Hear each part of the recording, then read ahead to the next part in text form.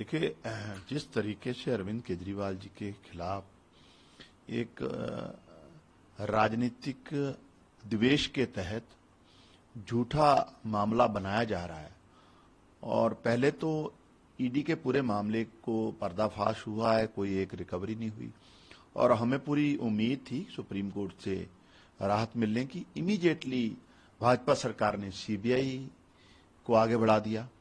तो ये तो बड़ा स्पष्ट हो गया है कि हमारी जो देश की एजेंसीज हैं उनका दुरुपयोग हो रहा। अरविंद केजरीवाल जी को जेल में रखने के लिए तमाम षड्यंत्र जो है भारतीय जनता पार्टी की सरकार रच रही है।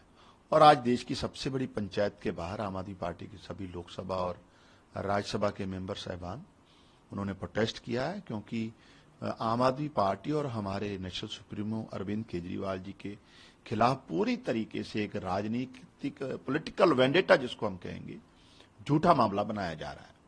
कल संजय सिंह ने कहा था कि सभी जो बातचीत करेंगे उनको साथ लाने की कोशिश करेंगे, लेकिन आज जो प्रेसिडेंट एड्रेस का बहिष्कार हो उसमें भी आप लोग अकेले ही दिखे।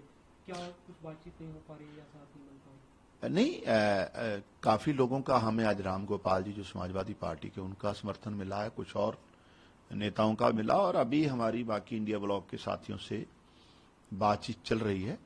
अरविंद केजरीवाल जी के मामले को लेकर इंडिया ब्लॉक के मेजॉरिटी ऑफ लीडर साहबान सहमत है, और वो बिल्कुल इस चीज से इत्तेफाक रखते हैं कि ये राजनीतिक द्वेष के कारण आम आदमी पार्टी के मुखिया के खिलाफ कार्रवाई भाजपा कर रही है और उनको झूठे केसों में फंसाया जा रहा है। आप लोग ने प्रेसिडेंट एड्रेस का बहिष्कार किया, उन्होंने कहा कि हमारी सरकार कमिटेड है कि पेपर लीक के जो दोषी है उनको सजा मिले।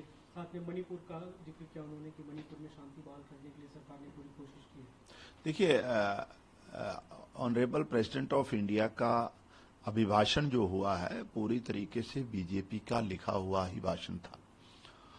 अगर भारत के प्रेसिडेंट निजी तौर पर हमें कहीं भी बुलाएंगे तो डेफिनेटली वी विल पार्टिसिपेट, लेकिन ये क्योंकि एक बीजेपी की लिखी हुई स्क्रिप्ट को उन्होंने पढ़ना था, और ये भी कहीं ना कहीं हम नहीं चाहते थे कि हाउस के अंदर हमारे जो राष्ट्रपति साहिबा हैं उनका कोई हम अपमान नहीं करना चाहते थे, लेकिन ये हमारी जिम्मेवारी है और हमारा अधिकार भी है कि देश की पार्लियामेंट के बाहर हम अपने नेता के खिलाफ जो झूठी कार्रवाई हो रही है उसकी आवाज पूरे देश में पहुंचाएं, और वो हमने कोशिश की है। पिछले दिनों से लगातार का जिक्र था, उन्होंने भी उस पर सवाल उठाया। कांग्रेस पार्टी को एक तरह से आपातकाल के लिए दोषी ठहराते हुए बाकी विपक्षी दल जो बीजेपी के नेता उन्होंने भी सवाल किए। देखिए, पहली बात तो जो 1975 की इमरजेंसी है उसको कोई भी अप्रिशिएट नहीं करता, और हम लोग भी उसका कई बार विरोध कर चुके, लेकिन पिछले 10 साल से मोदी जी का इस देश में शासन रहा है। आज 10 साल के शासन करने के बाद भी अगर गड़े मुर्दे ही उखाड़ने तो भारतीय जनता पार्टी की उपलब्धि क्या है, प्रधानमंत्री मोदी जी की उपलब्धि क्या है, ये तो बताएं। आज 10 साल बाद विदेश नीति के तौर पर पूरी विदेश नीति फ्लॉप रही है। चाइना अरुणाचल के हिस्से में क्लेम कर रहा है, नौजवानों के भविष्य से खिलवाड़ हो रहा है, नीट जैसे अहम एग्जाम के पेपर लीक हो रहे हैं। हरियाणा गुजरात जहां बीजेपी की सरकार है, साल में 4-4 पेपर लीकेज होते हैं। मजदूर और किसान कई महीनों से धरने पे बैठे, पंजाब एंड हरियाणा बॉर्डर पे, कोई उनको पूछने वाला नहीं है। बेरोजगारी और महंगाई देश के हाईएस्ट लेवल पर पहुंच गई है इस 10 सालों में, उस पर कोई चर्चा करने को तैयार नहीं है। और 10 साल बाद शासन करने के बाद सदन में आकर प्रधानमंत्री जी सिर्फ और सिर्फ भाजपा सरकार इमरजेंसी को लेकर ही आरोप और प्रत्यारोप लगाएंगे तो देश जा किधर रहा है। आज आगे बढ़ने की जरूरत है।